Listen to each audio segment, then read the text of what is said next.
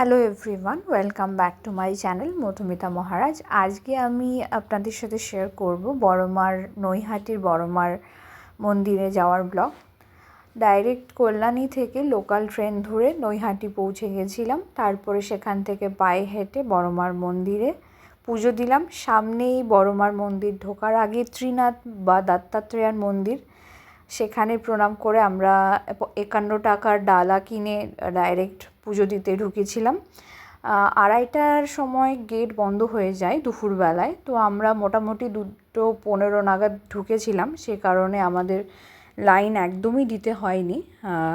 আমরা ডাইরেক্ট একদমই গিয়েই লাইন ছাড়াই পুরো ঢুকে পুজো দিতে পেরেছি।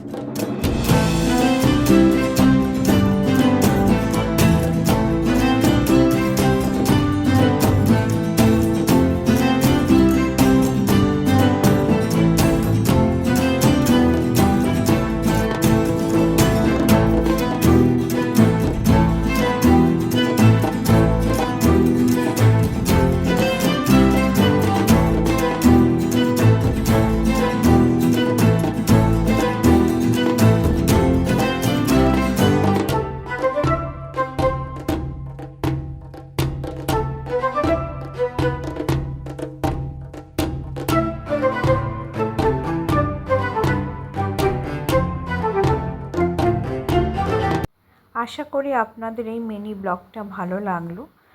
আপনারা লাইক, কমেন্ট অ্যান্ড শেয়ার করবেন।